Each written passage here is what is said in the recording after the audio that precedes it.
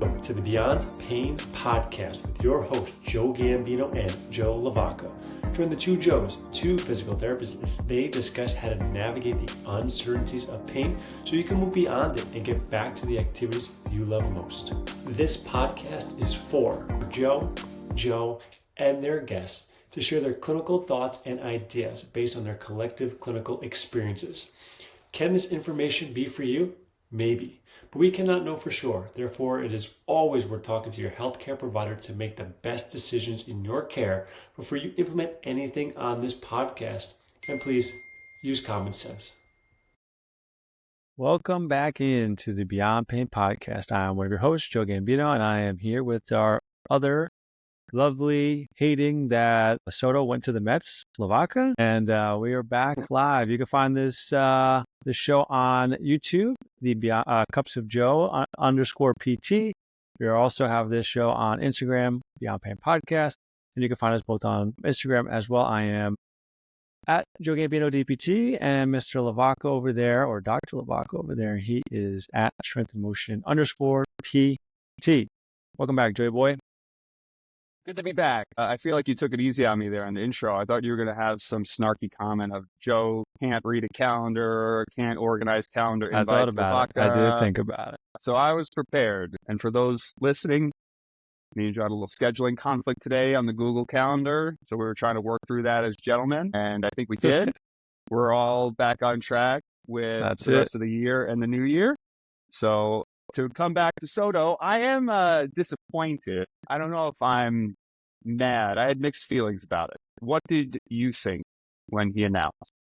I mean, it just tells me that he's not going to ever have a World Series title. So that's it. I would have loved to have kept him. I don't know where he would have went. I actually really thought he somehow, the Dodgers just seemed to get everybody. I really thought he was going to be a Dodger somehow. Yeah, I know. I thought so too. It is what it is. I think it'll be interesting because I would actually highly love a World Series Subway Series. I was really hoping for it this year for two reasons. One, it would be fun, and B, I thought we had a better chance of being the Mets than the Dodgers. So for sure. Well, I mean, I think that's like sort of the thing.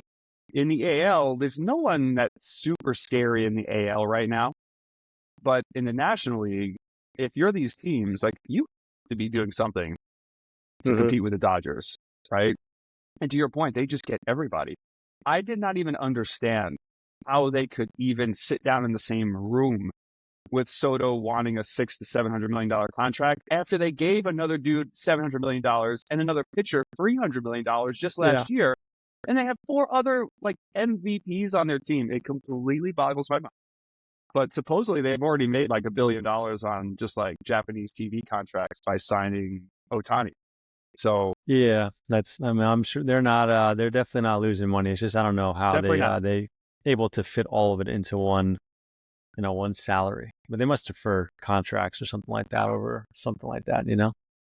Well, Bobby they're making it work, and I'm sure it paid off. Paid. They got their World Series, so that's fair. That's fair. I mean, look, that's what it's all about, right? But exactly, I am. I think if the Yankees could put together maybe a nice little trade for Kyle Tucker or Cody Bellinger, I would be pretty happy about that. I don't see how the Astros and the Yankees are going to do business with one another, but I remain to be convinced otherwise. And, there's still a couple of good pitchers on the market also. There's still lots of moves to be had. I thought we were going to make like another big move yesterday or on Tuesday when the Soto press conference came out. And I'm like, come on, here it is. Let's just this is our time to steal the back page again, pull off a big trade. But we didn't do it. It's okay. So I'll just keep asking Santa to make the rotation better and the back end of the bullpen better. And what we saw last year was having only two people hitting the lineup will get you so far. Yeah, so when everyone else the best ones below quiet. 150. That was not really going to matter. That was just a bad season. That was just a bad series to watch in general. Now you made me upset, and I need to move on. So let's jump into the meat and potato. All right. Well, like I told you, I actually have a question for you, and I think it'll inspire a little bit of back and forth. So it came up with a client this week. It was about programming, and before I share, the little interaction that we had, I was thinking of you. And my question, at least to start, is when you are beginning with a new client And let's put it in the bracket of they're coming to you. They don't have a routine in place right now. They're eager to get going. They're telling you they're committed. They have a gym membership, all these different things. It's great. How long do you program each session for them? And I'll just start with that for a new guy or girl. First thing that is, I think, the biggest thing to highlight here is that we've gotten to the point where you are thinking about me all the time. All the time. Huge. 100%. Yeah. I'm thinking about client. Joe, what would Joe do? That's maybe the new slogan of the podcast. Yeah, WWJD. That's what I'm thinking of all day long. Yeah, it's there's no black and white answer here because that comes down to the person's goals and how much time they have access to things and, like what time do they have to devote to it. So I usually will ask people 2 questions to kind of give me my answer to this. First question is, in a perfect world, you had no responsibilities, like, with how motivated you are right now, what is the ideal amount of time you want to spend at the gym? How many days a week? How long are the sessions? Things like that. Then they give me that answer. And then I ask them, with everything that's going on right now, what is actually super realistic to, be 100% compliant with whatever program we put. And then I will share why I asked that question is because in our first month together, if you hit 100% of your sessions, the snowball effect is going to be huge. You're going to be super motivated. You're going to be super happy. We're going to be seeing progress. If you hit 50% of those sessions, even if we're making progress, you're going to feel it almost going to tone down the progress that you made because you're going to feel bad about only hitting 50% of the sessions. So what do you feel 100% confident that you can be 100% compliant, not miss a session? And when they give me that answer, that is what I use to program. Because then it is more likely, especially our first month together, I'd rather start off a little bit less, slightly shorter sessions, maybe less days a week, have that boom, we hit 100%. And then they're like, okay, I can add more. And then we just add more. It's so much easier to add than it is to subtract. We know that in almost everything in life, right? It's always harder to pull things away. Always easier to add things onto your plate. So I like to do it that way. I don't know how you went about it. Yeah, well, no, I guess it brings me to a few follow-up questions too, and then we can go back and forth. But with that in mind, I think that's a very kind of well thought out way of doing it. Have a back and forth, make decisions together. However, as a coach, as a guide, as a physical therapist, do you think that a session needs to be a certain amount of time for someone to get benefit? I do not. And this is something that I think so many people struggle with. I have this conversation with people all the time is that, again, right, they pick these, they think a session needs to be an hour. They think it needs to be 5 days a week, and they have this ideal in their head. And then they don't do it as the plan, and then they get upset. And then the conversation is always, well, what can you do, right? It always comes back to that question. And that can be 3 days a week for 30 minutes. That can be every single day for 30 minutes rather than 4 longer sessions. Whatever they're going to do consistently is what's going to reach their goals. And something's always better than nothing. So if you have to do 2 sessions for 30 minutes and that's all you have and they're not doing anything else, then that's where you start and then you add to it. And I always use the story of when we had Olivia, I didn't work out for maybe it was a 2 or 3 months. It was just hard to find the time, pull my, and I have the garage, right? And it was still hard to get in there. So I was like, you know what? I'm just going to start with 2 15-minute kettlebell flow sessions every single week, just in and out. And that's what I started with. Those 15-minute sessions turned into 30-minute sessions. And then that snowballed. And now I'm doing 4 to 5 days a week for 45 minutes to maybe an hour and 15, depending on do the kids wake up earlier or someone come bother me or whatever. So I have some flexibility. And right now, I just know that I may not get through a full thing, but I need to get through the meat and potatoes of my sessions. So it's I always think of these things as seasons, right? I had that season of I wasn't doing anything. I needed to do something. That snowballed. And I had the season of super consistent, got every single thing in, 4 to 5 sessions a week, never missed. And now I'm in a season where I'm still doing 4 sessions a week, but sometimes they're not everything that I want them to be because, there's so many things going on. And now we have 2 kids and not as easy to navigate things. But I think as Joe's getting older, I mean, it's changing. I already feel like I have more time to do things, so that's just going to get better and better now, and that season is going to change for me. So then programming or how I'm approaching things will change, and I think that's how everyone needs to view their own programming. Or if you're working with someone, how you should have that conversation with them. Like, right now, this is what I can do. I want to start here, build the habits, and as the habits build, then I add to it to get to the ideal state. Or if they have, also depends on the goals, right? If someone's just like, oh, I just want like generally to be healthy, or I want to like just have less pain, then you probably don't need as much. If they're like, I want to like compete in like a powerlifting contest, or like I have a marathon in like 2 months, right? Like that's also going to change things. Like you're gonna have to like weigh like, okay, well, you have this goal here. We need to really do all this stuff. Like we either make the time for it to like reach that goal, or you just have to be okay with not reaching that goal and just doing what you can to get as close to it as possible. So all the little questions and thoughts that have to be like played into it, in my opinion. I don't know if I answered your question well. No, you did. And I share a lot of the same sentiments that I don't think, especially starting a session, has to be a certain amount of time for it to be successful. And oftentimes when people are starting, and I know that's how I kind of frame the question to you, I'll often just pick a squat, a hinge, and a press. And I'll call those people superpower. If we could hit these movements twice a week, I think we can get the ball going. Then, if you're pretty consistent with that twice a week routine, we have two options.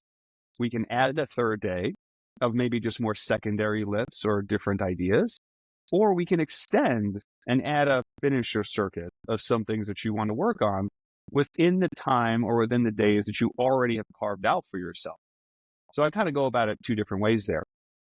So if there is agreement on, I don't think a session needs to be a set period of time.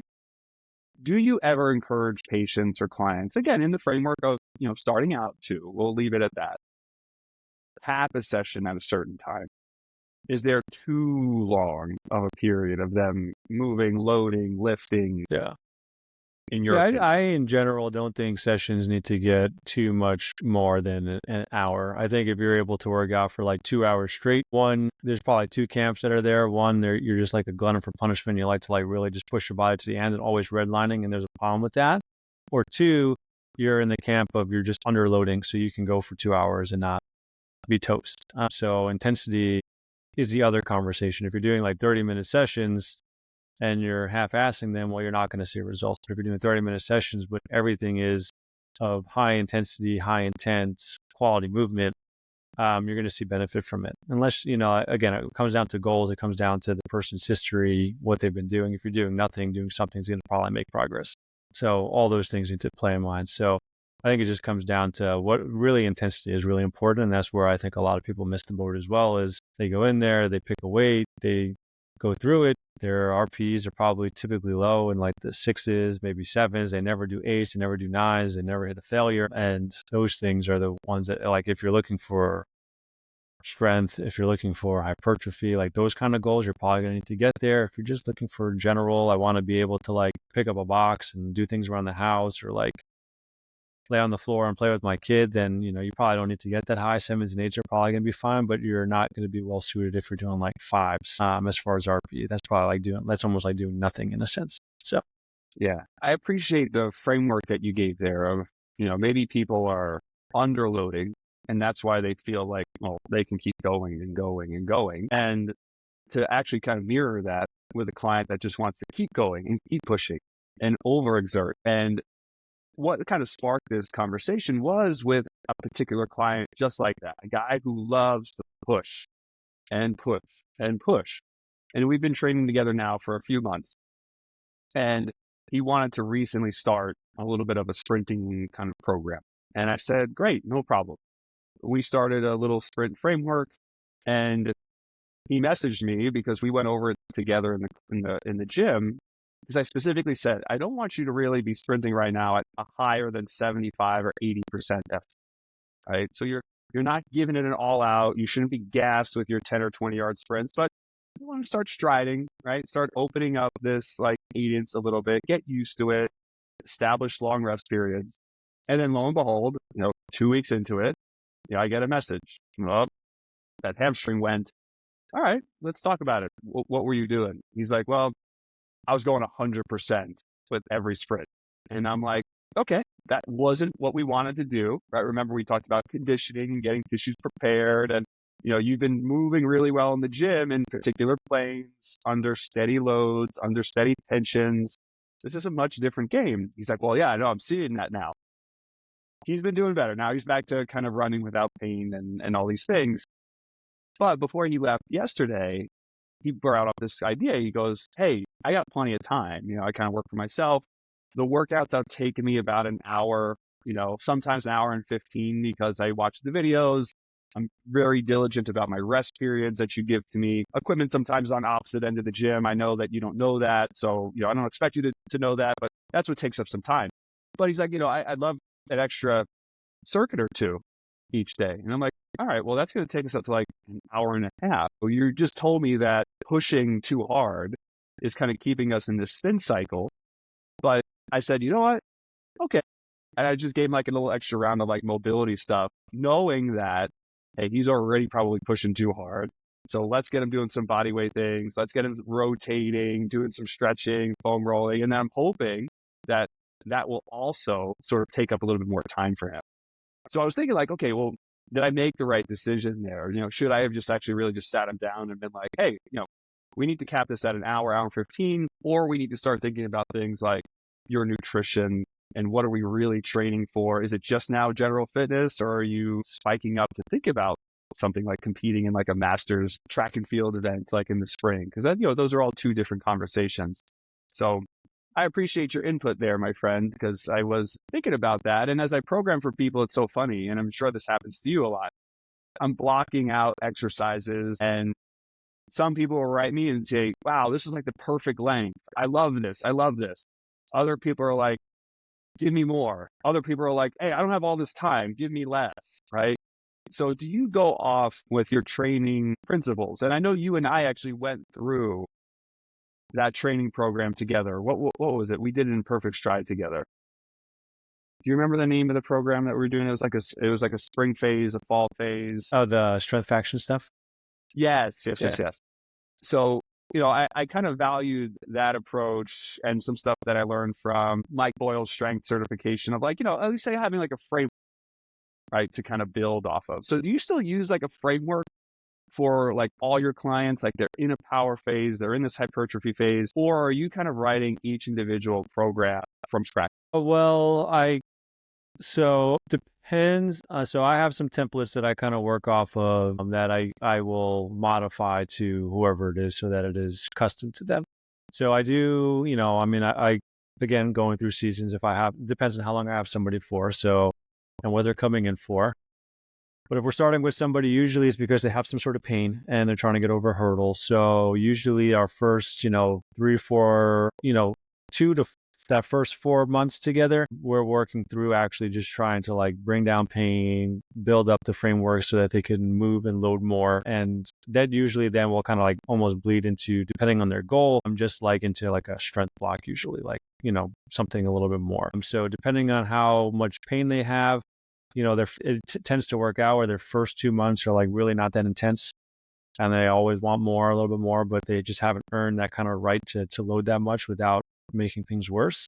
And then by the time we're in like months 3 and 4, all of a sudden like the faucet opens up a little bit, and then they're like, oh, this is much better. This is what I wanted, right? So again, it comes out to seasons. Like with the person you were talking about, like the season was, how do we prep you for your tissues so that you can then sprint and do the things that you want?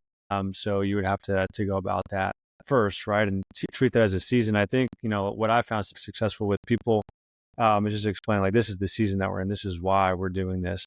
When this happens, well, then you move to the next level. Then we'll be doing 100% and we'll be varying your work to rest ratios. And then we can start working on like the actual, physiological adaptations from like an energy system standpoint. And then, that will make this person feel better, right? Like, so they know like this is what's coming when this happens. But yeah, to answer your question in short, I do, I'll strength block, hypertrophy block, power block, energy system blocks. Those are like the main 4. And then depending on what the person is looking for or going for, right? Then those things would just be modified to, maybe it's a different focus. Maybe they're not one thing is not as long as another. I also will do like GPP phases, or just general preparation phases. If we've done something hard, like I don't know if I did like a speed block with a golfer, to increase club head speed, I'm probably going to follow that up with like a general preparation block, just to like reset things, make sure movement's looking good when we've just challenged them in a specific way for a 3 or 4 month period of time. But they're usually blocked out for 3 or 4 months to let that actual adaptation actually happen. And I think that's where now we're just like separating like performance training versus just like general fitness training at that point.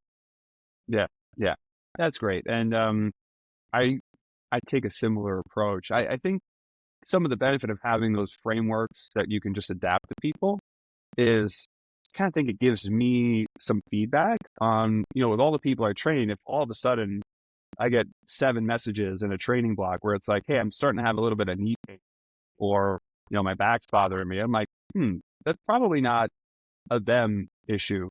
That's probably a me issue with the programming. So where am I going wrong? Where am I pushing maybe too much intensity? Where did I not maybe prepare people adequately to handle loads that I thought they could? So I have a group of friends, partners, right, that kind of train with me. And one of the things they always say is like, hey, it's kind of cool. Like, I'm going to the gym with my partner, but we're doing the same things, but we're kind of doing different things, right? Because one has a shoulder issue, one has a low back issue. One is just in this sort of like, hey, how far can I go and strength build? And then the other one is still kind of like learning almost like the basics. So even though they're all doing a front squat, someone is building up to like eccentric tempo, right? Someone's just doing it to a box because they're trying to just learn those fundamental range of motions. Others are doing some clusters, right? But I've always found it really helpful to like build out sort of those like models of a program, and then cluster people into, all right, like you said, all right, I have a front squat, but who is better for like more of like a GPP? Who's better for power block in this phase? And then that just means I just go in and just mess with numbers rather than rewriting like 50 individual programs every month. And so far, knock on wood, most people have been pretty successful with pushing away from injury, minus the occasional flare that we've expected and we've talked about on the show, and we navigate through those. I think the other thing that you said was interesting was the compliance rate. And I usually say that too, what's going to make you most successful right off the bat? But I do give a little grace there. And I don't know if I took this from Atomic Habits or Charles Duhigg's Better, Stronger, Faster or something like that. But there's all these books about behavior change. And I remember from one of them saying that for behavior change, we have to be at least 80% successful. And like you mentioned too, that when people come in and they're really, really gung-ho about starting a program and pushing, that overwhelming, like, hey, I think 7 things to do in your program, or even 3 or 4 days to do in your program, you missed one. And it's like, I wasn't successful, right?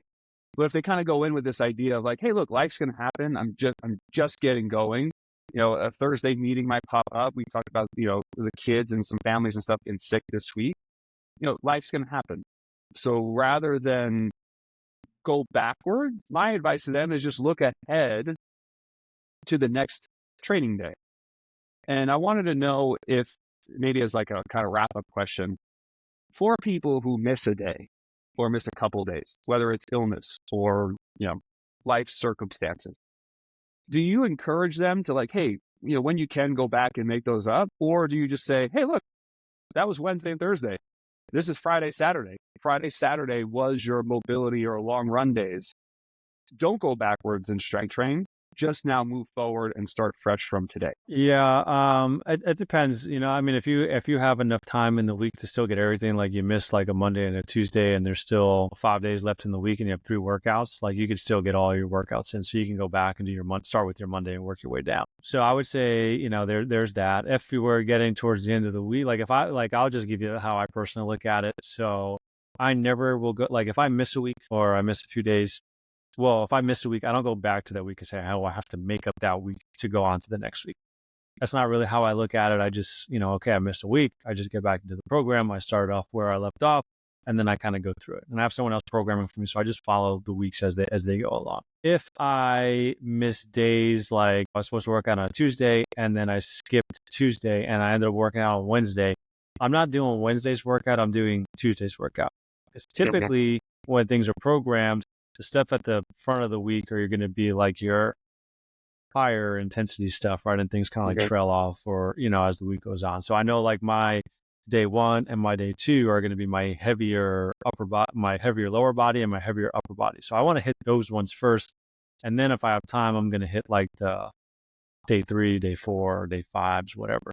So I will always kind of like just start from the front and work my way down in the order of sessions. And if I miss one, then I miss one, like not the end of the world. But I know a lot of people have a hard time with missing sessions. I have a client where he's good. He's flexible enough where we talk about it. He's like, okay, I get it, but he'll like do everything in his powers to like go back and make sure like all the sessions are done. And he's doing well. It's not a big deal. If someone's missing, like I'm working with them and like they miss like almost all of like the days to like mentally help them, I'll just push out their block one more week. So it's like your block is here. It's almost like going backwards, but we don't have to you don't have to think about going backwards. Just like always look forward in a sense. Sure. I like that idea of the prioritizing those intensity days. And that might be new advice I give to people. Like go back and, take care of the front end of the week if you can. And then maybe don't worry about those secondary, day 3, day 4. Because like you said, I'll program very similarly. Like, hey, I'm thinking you're fresh from the weekend. You went hikes, you did walks, you did, easy long runs, things like that. And then you're coming in fully charged. And then as the week goes on, work, stress, family life, you name it, school, all those other stresses are going to accumulate. So we got to make that sure that reflects in the programming. Well, thank you, my friend. I know I was asking you a bunch of questions there, but I found it very insightful. I'm sure a lot of people did too. So Hope so. Appreciate you, Matt. Of course, anytime. I love these kind of conversations. So keep bringing them in. All right. We good? Anything else? I'll let you take us home. Thoughts? All right. No, all right. Take us home. Joe, love you. Put you under the microscope today. You answered all my questions. It was so wonderful. Thank you. Happy Listeners, we love you. And if you made it this far, the podcast extra love to you. And don't forget to come back next week for another episode of the Beyond Pain Podcast.